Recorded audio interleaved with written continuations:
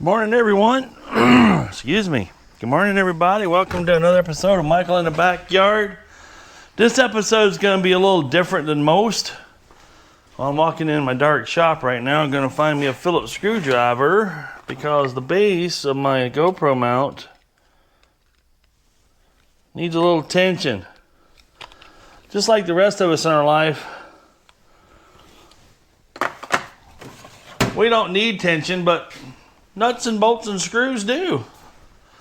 All right, well, you can tell by my voice that I had a rough week this week. Nothing went according to plan.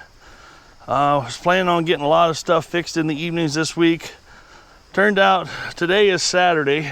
You'll probably see this video tomorrow if I'm fortunate enough to get it edited by tomorrow. Let me get you back on the tripod here. Snappity doo-dah. Come on, get back in there. Oh, there we go. A mighty snap. Well, unfortunately, last Sunday evening, I think it was, the boss started feeling pretty yucky and had a nasty cough and all this fun stuff, and seemed reminiscent of something she had earlier in February and March. And the Thursday before that, last Sunday, she was around some sick people at work. Well, it turns out by Sunday evening, it had enough time to incubate and turned into full-fledged sickness by Sunday evening. Had a horrible night of sleeping, coughing her poor lungs out. And first thing in the morning, took her to an Instacare. Got her on a nebulizer, got her breathing good again, and all that fun stuff. So got her on the way of the men's. So I spent Monday home making sure she was okay, making sure the oxygen levels stayed where they should. The doctor seemed a little concerned about it. Anyway, no good deed goes unpunished to a certain degree. So I took care of the boss Monday all day. I finally got out and did some stuff Monday afternoon when just out in the shop while seemed like she was in good shape. And then I went to work Tuesday, Wednesday, but not Thursday, because Wednesday night I went to look at a new project, and that'll be coming up soon. I'm excited to get you guys introduced to my new project. I think it's gonna be a fun one for all of us, for you guys to help me with, and for the channel, and it's just going to be an interesting one altogether. And I'm excited. I'm genuinely excited to get started on it. So anyway, Wednesday evening, I started feeling a little yucky. Boom, Thursday morning, 3 days of incubation. Here I am, down for the count for the day. So I missed work for that Thursday. And let's just say I was useless all day Thursday and Thursday evening, and nothing happened for me then. And here it is, Saturday. Friday, I did go back to work. I stayed my distance from everybody as much as possible, and because I didn't want to spread it around. And today is Saturday, and I'm feeling upright, but I'm not at full speed. But we're gonna start off today with a sit-down job, and we're gonna mow. And I'm gonna start off before I mow with the JFEGWO, because something has let the life out of my back tire on the left side. Now, the bad part about this back tire, it's new, but it's also the tire we rub around stuff when we go around trees. So it could have something to do with that. I think we're going to have to try to find what's poking it. But it stays up long enough I can get the mowing done, and then I'll probably park it over here, get the old bubbler out, and see what we can find out there after we're done mowing. Now, a few of you have watched me do the maintenance on the old Hustler, and I wanted to make note of something here. It's kind of hard to see in here, but these oil tubs here are down at the very minimum right here at the bottom when you start mowing. And I know it's harder to see, but there is oil down at that low spot, and it'll say right on the cap here, do not top off. Well, there's a reason for that. So I just thought I'd take a note there. It's like a 1/4 inch on the bottom is all. I looked at both of them this morning, checked the oil this morning. We're ready to bebop and shop here and go hunt for some grass. And we've got some grass that we filled in over here.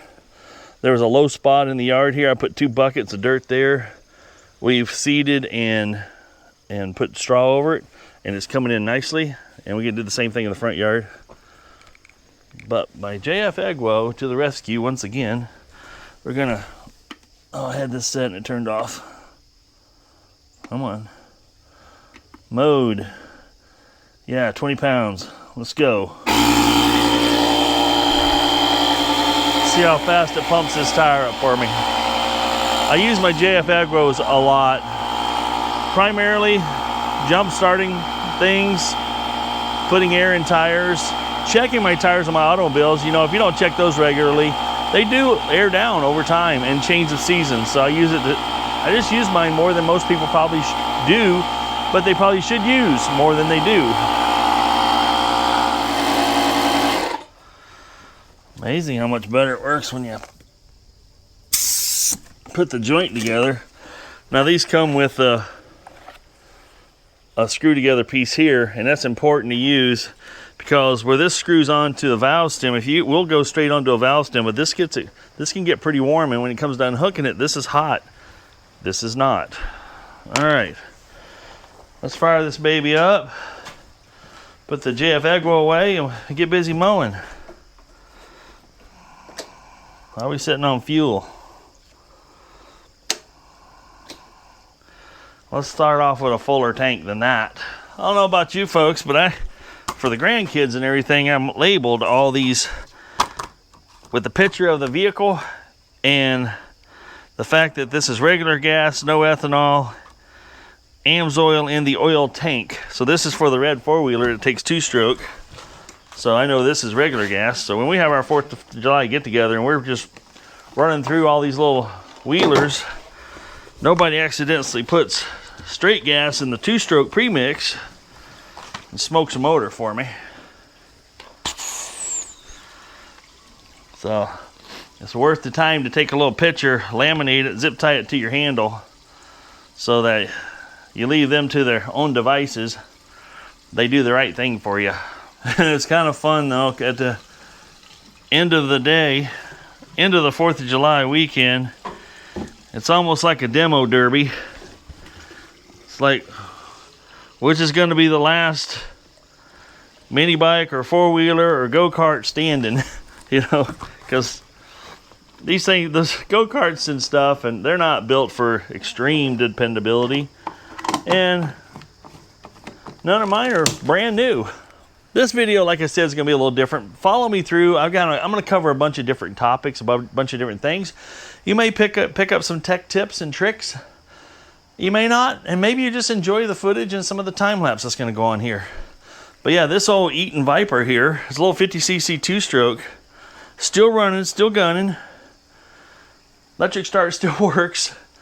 We've had this over 12 years now. We bought this when we first moved to this property 13 years ago, and thought, well, we got an acreage here. The grandkids would love to have a 4-wheeler. And we bought it when the youngest grandkid wasn't, well, let's just say the oldest grandkid is now 20 or so, 21, almost 21, 20. And it's 13 years ago. She was 7. So, and it's survived so far. It's 8 of the grandkids that ride it and have fun on it, and parents ride their grandkids on stuff. That was the first one. So that's the OG. This past spring, it currently is holding on to my smoke wood, but this is another Eaton that's a little newer. It actually is a little faster, but there again, still used. Then this year, this was bought brand new, little Coleman mini bike. That's a little terror, and the kids enjoyed riding that one. I told the parents, I said, this thing's not very stable. It's twitchy. Let's just say the steering on it is twitchy.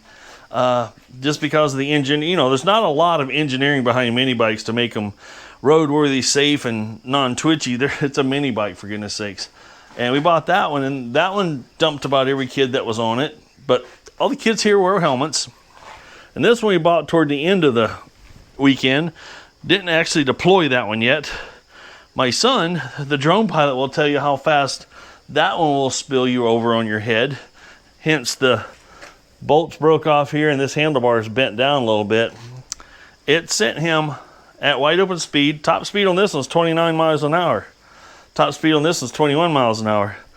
He dumped it wide open coming down this hill just in front of that windmill there. And I didn't see it.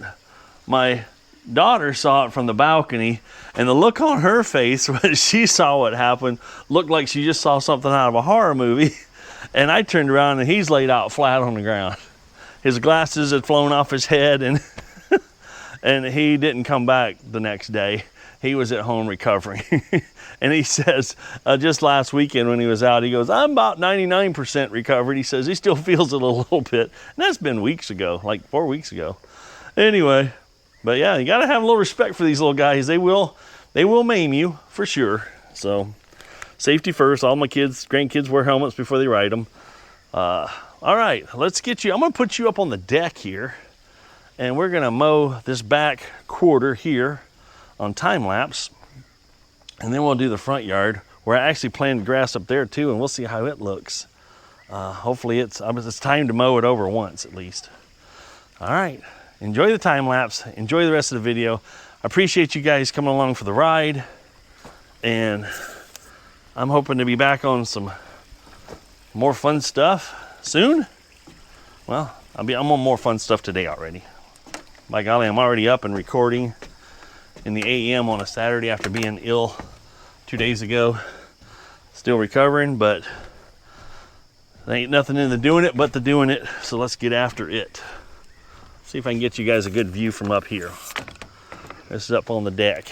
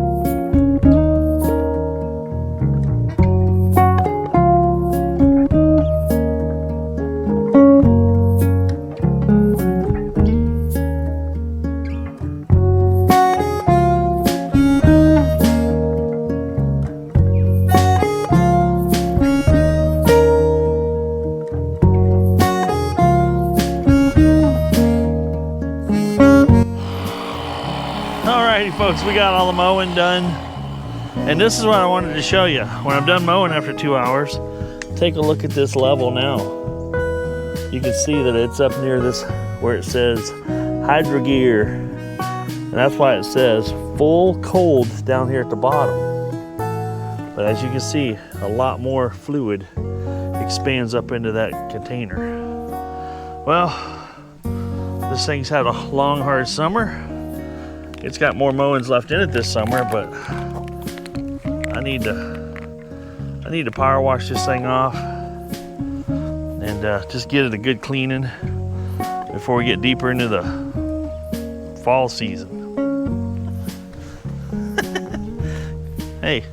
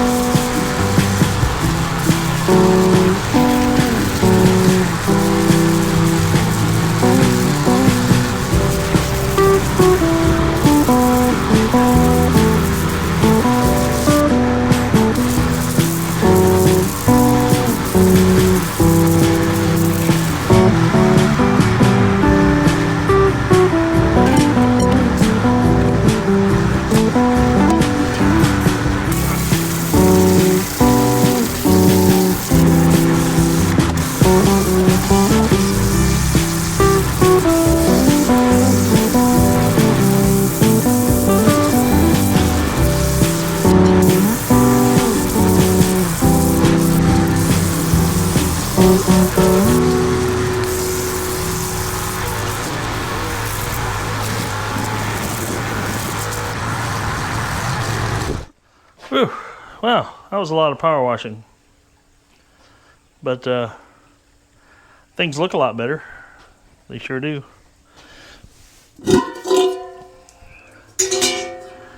Every now and then I got to clean out my smoker. The burner gets a little clogged up with stuff. But I've had this for years. Built it a long time ago. I have an old propane tank, as you can tell. We got a couple batteries that we've been working on. Get back here. That we've been working on here. Two of them are out of the dump truck, and because of my alternator shorted out with a dead short without me knowing about it, it killed them deader than a doornail. And I've been charged. Why can't things just work? Okay, now I got my stuff together. So you put your battery. I charged it. I've had it on my No-Code Genius here for days. It shows fully charged. I took it off the charger a few hours ago and then put my battery tester on here. And we're going to battery test. Regular flooded. You guys can see this. Regular flooded. And then it's cold cranking amps, and it shows that this one has 1,000. So this one's got some poop to her. And it's got two of these hooked up in parallel on that truck. And then it's going to test it and tell me how good these batteries are. I had one of them that didn't act like it was, yeah, charge and read health. Health is 4%, 205 amps. Yeah, I thought so, because when I had put the battery tester on it, or my voltmeter on it, after I unplugged it, I watched the voltage just drop, drop, drop, drop, drop. Now here's the other one. Enter. I was afraid of that. Yeah. Let's test this, and then we'll hit enter.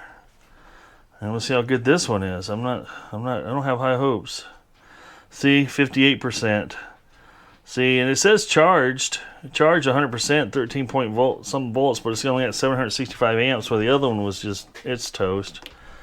So that $250 alternator I bought, if I put these back on there, would just cost me another alternator, because it'd sit there. It might start the truck, but it would sit there and just, the alternator would just charge, and work its butt off. It's not designed to be a charging system on those trucks and whatnot. It's designed to maintain electrical power where needed and maintain your battery, but not bring it up from, it'll just sit there and try to work its butt off. Now, another one I'm working on here was off a Harley I'm working on. And same kind of situation, sort of, kind of, except the charging system on it works, to my knowledge. And, but it was dead. This battery's about a year old, and it looks like it's got 450 amps, so it's not a lot of amperage there. So we'll hit enter again. Battery test. Now this, oops, I need to go back. Exit. This is an AGM battery. It's a glass-filled one. Enter cold cranking amps, and we'll go down to 450 on this guy. Oops, too slow, too low. Alright. Alright. Enter. Hopefully this one's good. I don't know. I don't have high hopes for it either. Huh. Health 12%, 160 amps. See, it's done. Dunzo. Now that's where a battery tester comes in handy. Now just for fun, I had this one back here on the charger. Or the banana. This is off the banana boat, and just for giggles, just to show you how it should be. Now this one has 800 cold cranking amps. It's a dual purpose battery. I put the voltmeter on it, and it still had, like, I forget how many volts, but it was decent. Battery test. This is a regular flooded again, and then cold cranking. This one's an 800. 800 at 32. So we'll just do that. Get it down here. And this is what I've been using this top down. Check the link in the description. This is a good way to make sure your batteries are okay. See, health 95%. It's still got 780 of its 800 cold cranking amps. Charge is 100%. 12.9. Internal resistance 3.85. So it's a good battery. So that just shows you that before you go spend your money on a battery. Now you can go to AutoZone, O'Reilly's, and places like that. They'll test your battery for you for sure. But for a very inexpensive price now, and a very expensive price because now I got to buy 3 batteries. These 1,000 amp hour ones ain't cheap, and they're big, and they're as heavy or heavier than a deep cycle. I don't know how many tons of lead are in there, but there's a lot. All right, at least I know where I stand battery wise. Now I'm not going to put the alternator in and try to start it with this battery because I'll just wreck my alternator. So I need to purchase, what the heck's hanging there? I need to purchase me some batteries. All right, we'll see you in a little bit.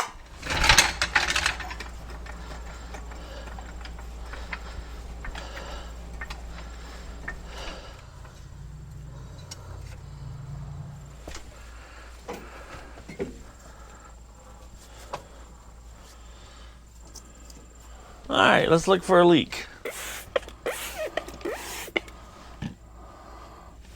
Well, good news, it's not the sidewall. That's a win.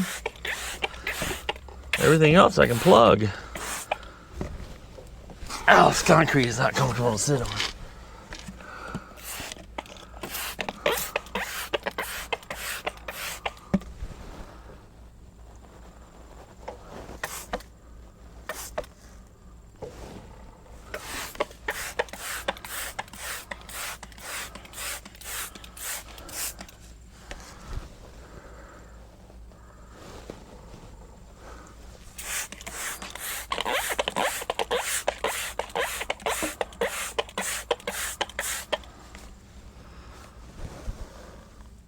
I'm not seeing anything obvious, especially no rim leaks. They're clean as a whistle there. Valve stem, no bubbles. Well, I can check the inside rim, I guess. Huh.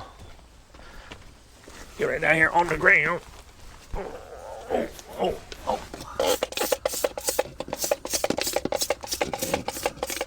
I'll just let that live on as is until it gets worse, I guess. Fluke, maybe. I don't know. Oh, get out of my way, handle. Ugh.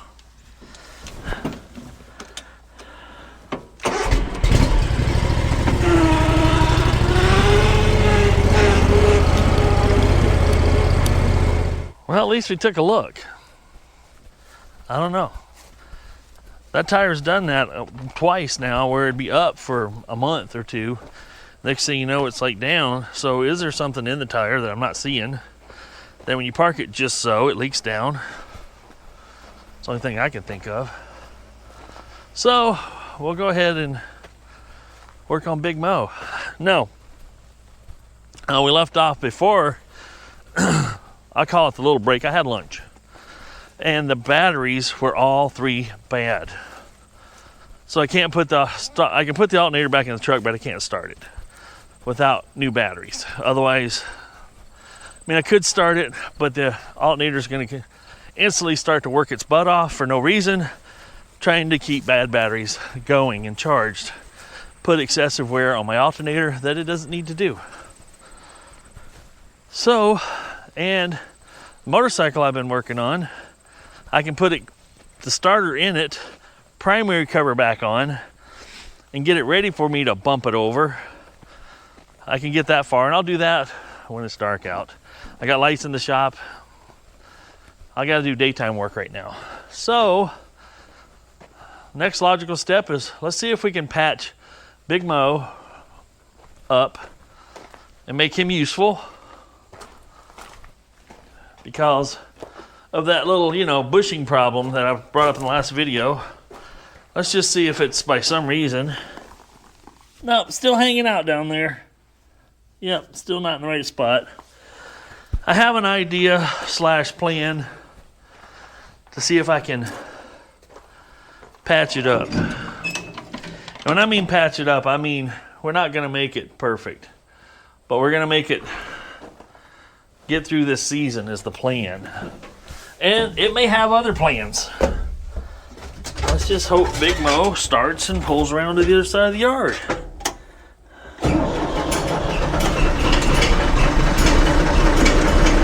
Yep, Big Mo starts every time. Good old Mo. Pull the old outrigger up.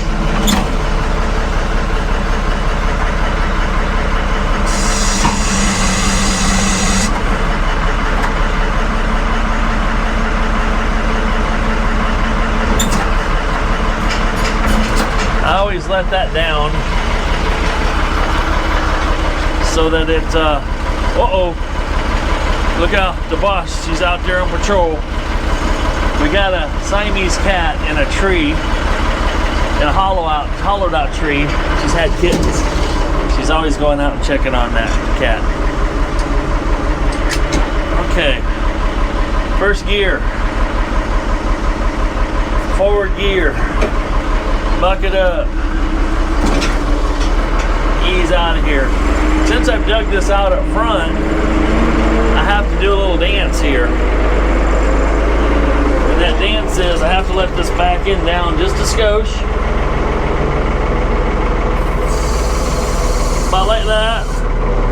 To keep it from hitting the roof, where I did hit the roof once. But I don't want to do that over and over. Okay, now that we're clear, we're back up. We're gonna pull around to a flat part in the yard that I mowed this morning. Let's see if I can work some magic. Let's lay down here in the dirt for a second and kind of tell you what my plan is. As you can see, if I can get this camera pod down here a little lower, the bushing's hanging out a tremendous amount. And over halfway. So we know this hole is shot. So there's no salvaging that right now in, let's just call it present day now.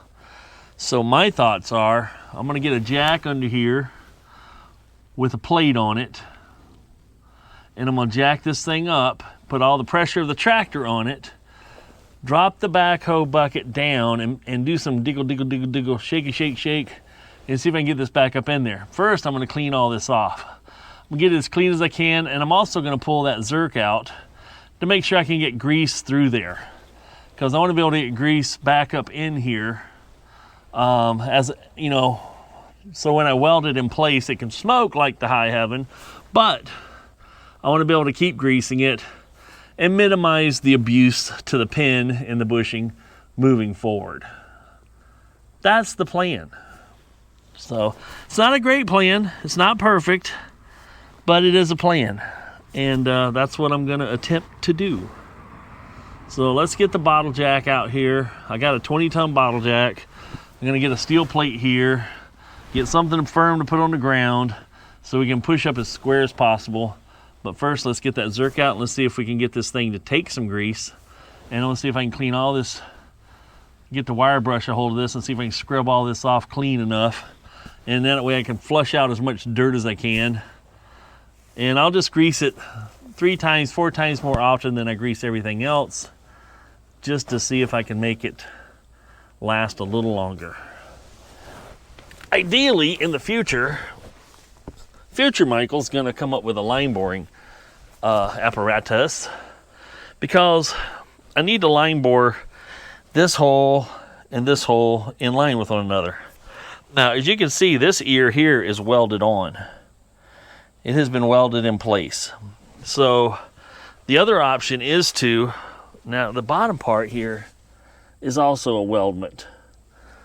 There is an option to cut those ears clean off, V it out like a crazy man, gets me some flux cord wire, some ER70 low hydrogen flux cord, and the dual shield is what it'll be known as, and fill it all in and weld those on new so they're tight and fit better. Or I can get those bushings out, bore it out a little oversized, weld up that bore, remachine it back to size, shrink some bushings back into that hole. There's options. And once I get my line boring apparatus set up, going, I can repair bucket pinholes. I can repair all this type of stuff to make it inline, square, true, and tighter as needed in the future. That's what we can do. All right, let me get some stuff set up here, and then I'll tune you back in. I got the grease rifle out. Put it on there. We'll see if she'll take any grease.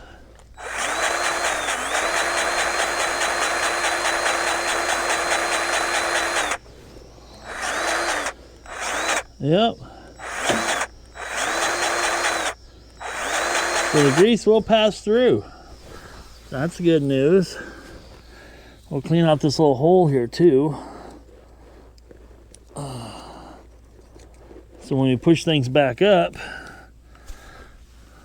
all right. Well, I guess all that's left to do is the hydraulic press action. See if we can get that shoved back up into place. Yep. Well, so far I've successfully have pushed a 2x6 into the ground some. Now I've stacked a 2x4 on top of that. My plate could stand to be a little thicker, but let's just put some more pressure on it, because right now I'm not lifting the whole tractor, but I am, you know, taking pressure off the tire, so to speak.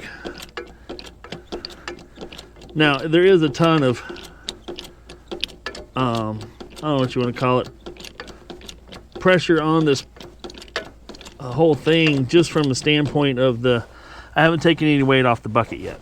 So my goal is to get a lot of pressure on here, and then we'll fire it up.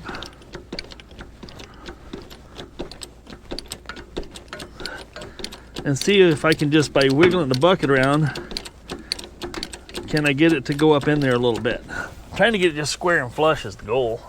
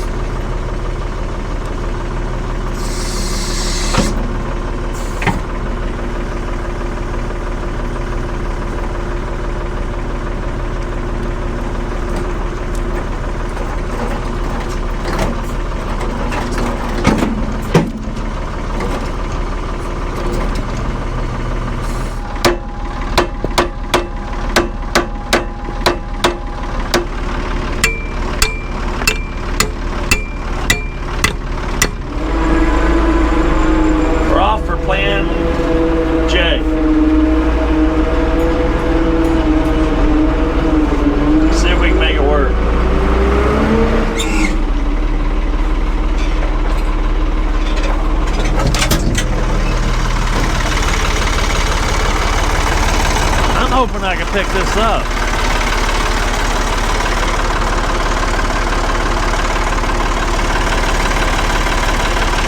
When I put this in here, I was a couple years younger, and this boat wasn't here, I'm pretty sure. That's a chunk of steel, buddy. But it might just do the trick. Holy smokes.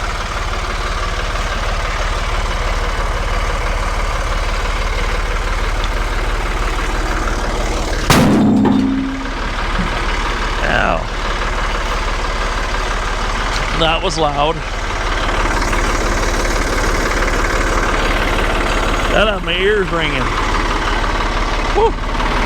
That was heavy. Bet that weighs 10 pounds more. One more. It's like make our way over to our concrete.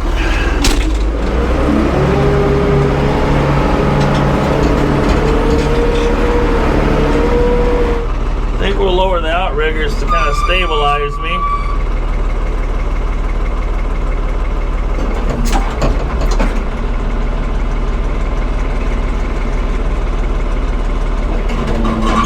Matter of fact, I'll use them to pick me up.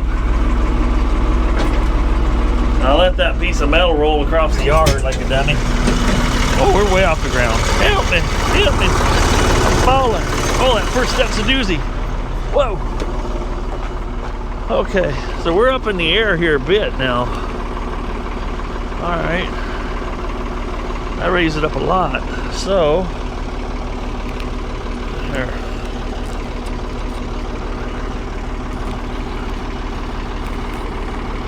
I'll put you here so you can watch me struggle with that.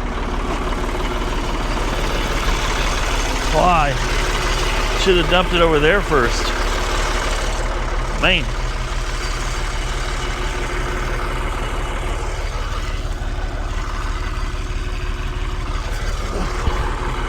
Woo-hoo-hoo.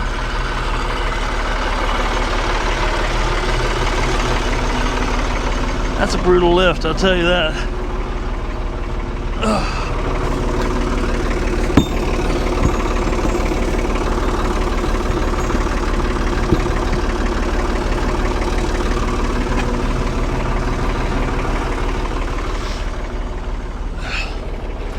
Now, that's a substantial piece there.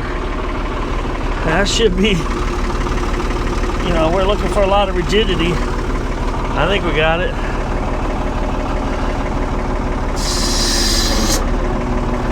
Oh, or lower it down here. Whoa. I hit it. And lower the other side.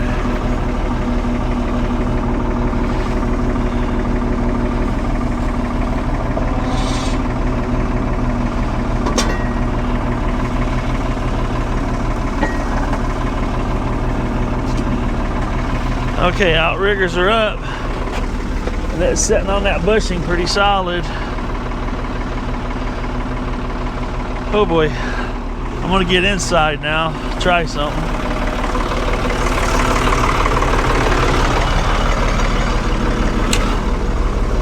The goal here is to use the bucket.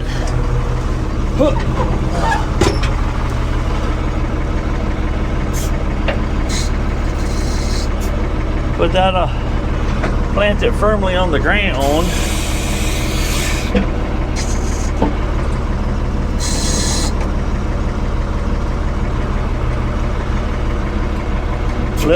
Lift up. Try to stay on that post.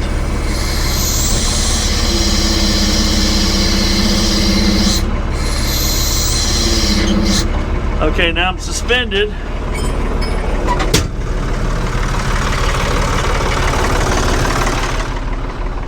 Front bucket is stabilizing me. Let me get you down closer here if I can. I want you guys to see what's going on, and I want to see what happens too. As you can see, it shifted over a little bit. I'm having a pretty positive feeling about this.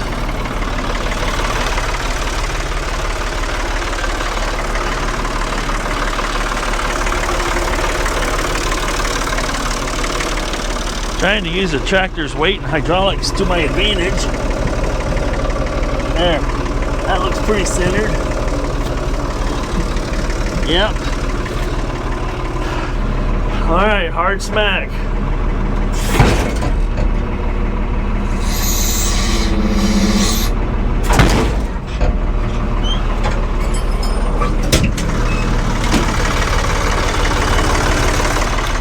Did it go in? Did it go in? Oh, baby. It moved, I think. She's moving. Holy smokes. That's shaking everything. I think it's moving though. That's some serious whamazoids, I tell you what.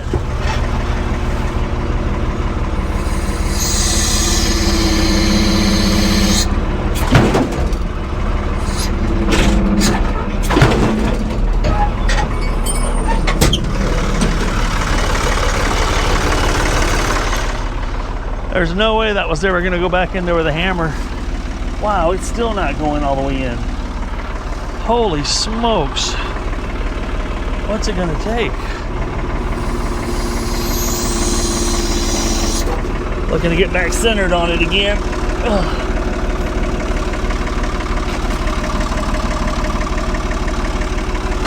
It's in a little crooked. Yeah, my tires are hitting now. I might be able to come over here and straddle that and get a little tire clearance. We'll see. Could be a little sketchy because it's going to be at an angle. Hardcore. I'm up on it. Pretty sure. I don't know. We'll see.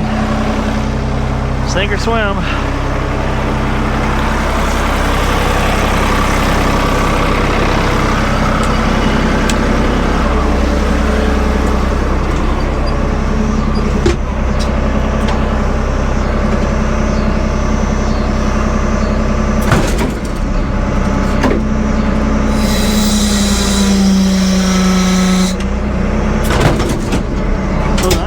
Gave. That's because all the concrete busted all the crap.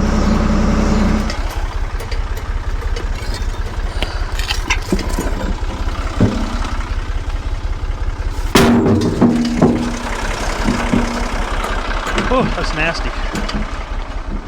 I got another chunk of concrete that's not quite as sturdier than that, but some leftover chicken house foundation. And that's this chunk right here. And I think the tires will sit low enough here to let me do the damage I want to do right there. So let's see if I can get lined up on that bad boy.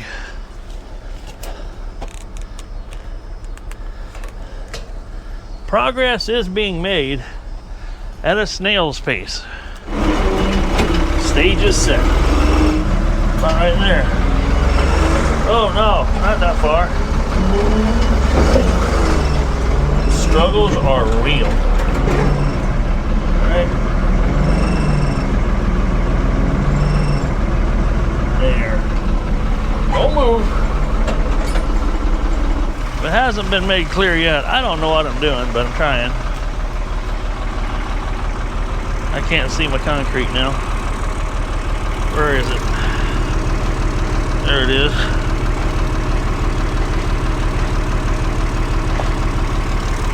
Well, that should let me drop low enough. Boy, howdy. If I just get over it, I don't have a lot of pad to work with. More arpums. Sweat's running into my eyes. Burning my retinas.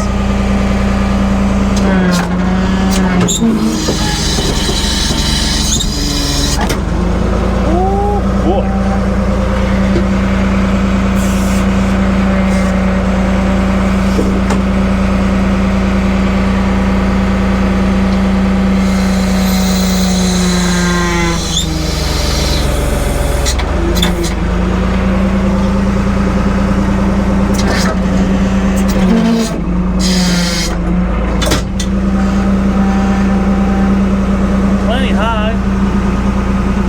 I'm over enough of it. It'd be cool if I could come back somehow.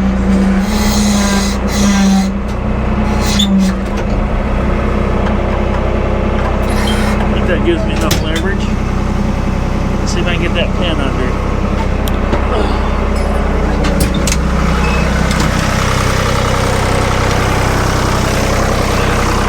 Makes that first step a doozy, I'll tell you what. Yeah, I think we can make that work. We're up plenty high. Steamroller. Ugh. That's up and away.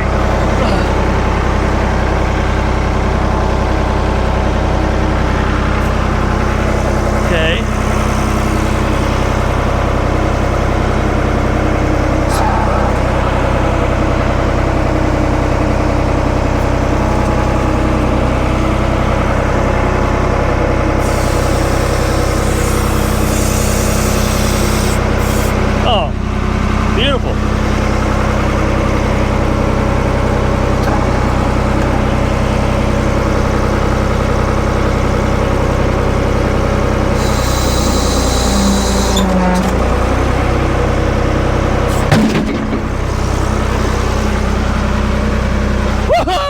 she's flush.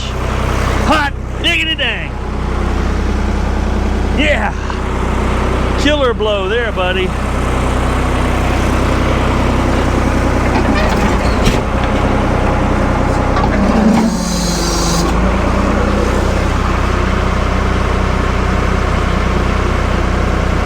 Oh yeah, that'll work. Woo! Celebration, I gotta go in and cool off. I'm burning up, but she's in. Oh my God, that was a lot of work. Oh, I'm dying of heat out here. Throttle her down.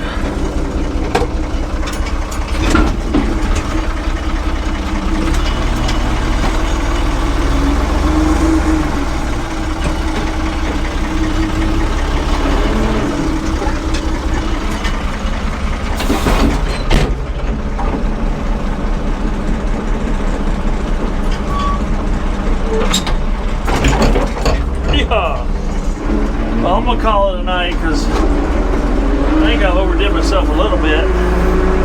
The good news is that's up in place.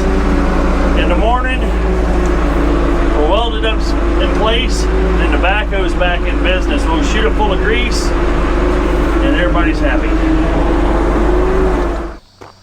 I'll tell you what, folks, if I didn't have that chunk of steel and a chunk of concrete, that wouldn't have been possible. As hard as that went in there, you weren't going to drive it back in, but that got her in there. So tomorrow we'll get the welding done, and then we'll move on to the trailer. We got to get that done for the special project I'm picking up.